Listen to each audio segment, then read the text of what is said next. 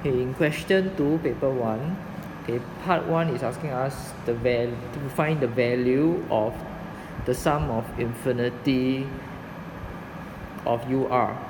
Okay, first thing we need to know is that we know that R equals to 1 to n of UR is equals to Sn. Okay, correspondingly, okay, what the question is asking us is to find the sum of UR where R runs from 1 to infinity. So on the right hand side, it is the sum of Sn as n tends to infinity. Okay, so from here we know that Sn can be written as 3 plus 7 to the power of negative 2n squared. Okay, but many of students have a problem figuring out what is this limit. So one very simple way is just to use the GC. Okay, so from here you can use your GC to plot the curve of y equals to 3 plus 7 minus 2x x squared, and to read off from the table as x tends to infinity. Okay, doing so you will be able to get that the limit is actually 3. So for part 2, you are asked to find the formula for un.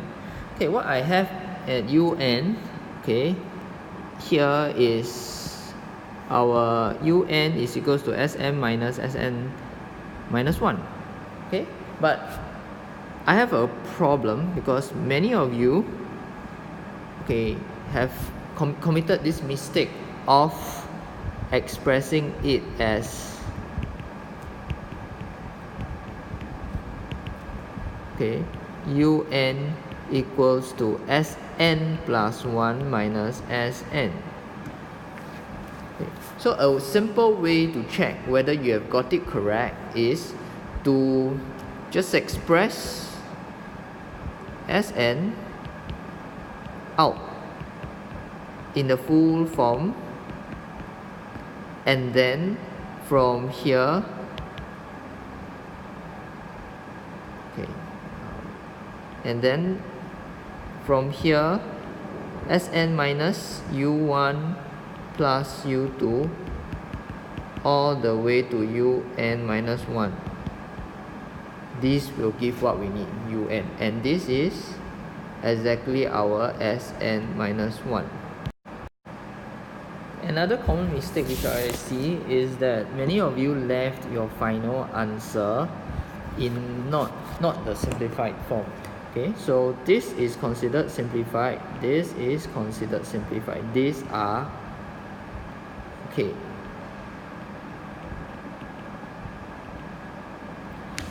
Okay, but many of you, they left it in this form. Okay, so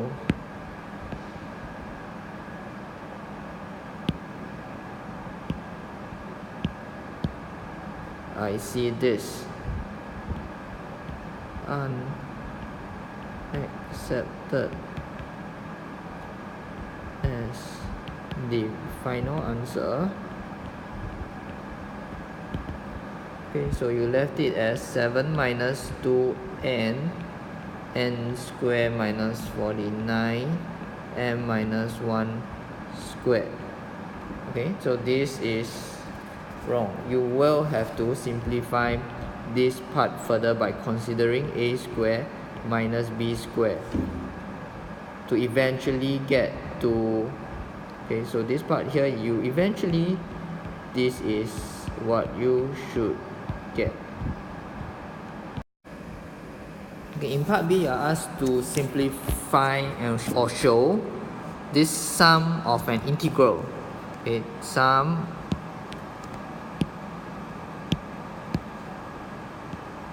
of an integral and simplify it to this expression here. Okay, so we can do this bit by bit. Okay, the first part, integrating the expression ex minus 1 is not a problem.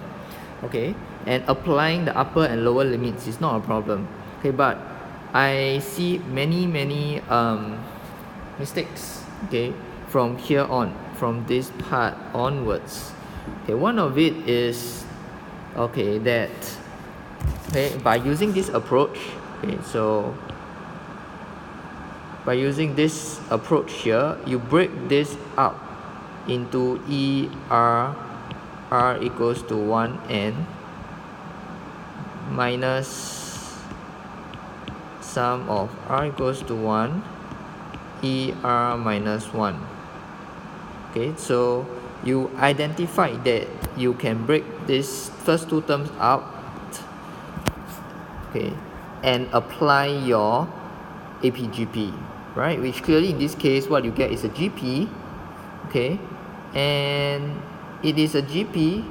For the first sum, it is e plus e squared plus all the way to en, and the second one would be e to the power of 1 minus 1, so it would be e0 plus e1 plus all the way to en minus 1. Okay. So what some of you have done is that you apply your GP formula. Okay, so for the first sum here, okay, the GP formula you must identify it correctly. Your first term is a e, 1 minus common ratio e, and the number of terms from e to the power of 1 to e to the power n. You have n terms over 1 minus common ratio. Okay, and then correspondingly for the second one, okay, again your first term now is a 1 common ratio of e, and this is the mistake. Alright, 0 to n minus 1, you have n terms, not n minus 1 term. So 1 minus e, and then from here we need to simplify. Okay, so simplifying, I should get e minus 1 minus en.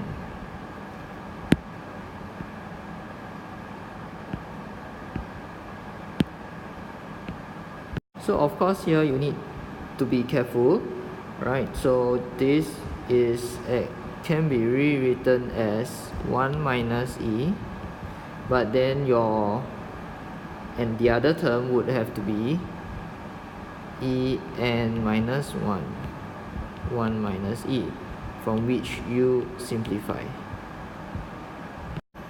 Of course we have another two terms here, right? So I will also have to work out the other two terms, which is what we have here.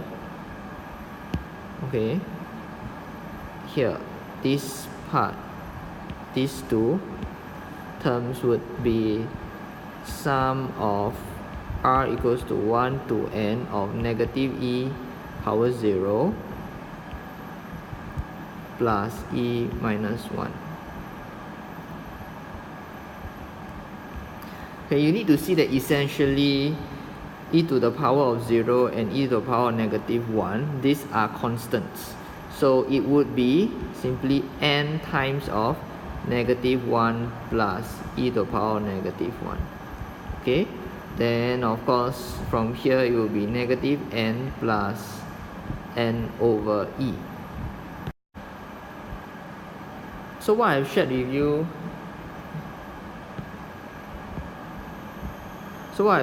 you, is a method which some of you used. Okay, the other easy method would be just to express the sum of er minus 1 in this form, E1 minus E0,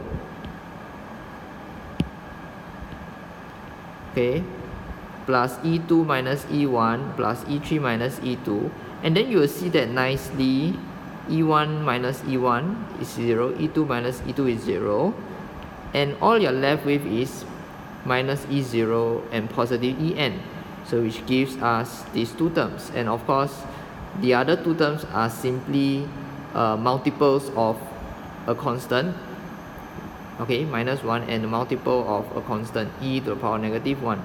So eventually you should be able to simplify to this. For the last part here, you are asked to deduce an expression for this part. Okay. For this part here, this expression here. What we need to be clear of is the word deduce. So it tells us that we aim to use whatever we have in front, right? So what we had at the beginning is this sum of r equals to 1 to n, okay, and this integral here.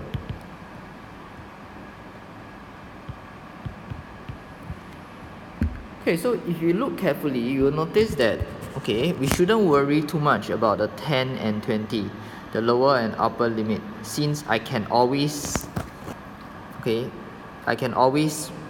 figure this problem out, okay, in this manner. So if I need the terms from 10 to 20, I need to be clear that, okay, I will have to sum up 1 to 20 minus r equals to 1 to 9. Okay, so while this is really expected of you, but many of you committed this error and expressed this 9 here instead as a 10. Okay, so what we should be careful is, we notice that I have given in the earlier part of the question, this is Ex minus 1. I have Ex plus 2, Ex plus 1. So all I have to do is try to re-express Ex plus 1 minus Ex plus, okay, re-express Ex plus 2 minus Ex plus 1 into Ex and Ex minus 1. These two here. Okay, so to do so, all you have to do is simply factor out e to the power of 2, e to the power of 2.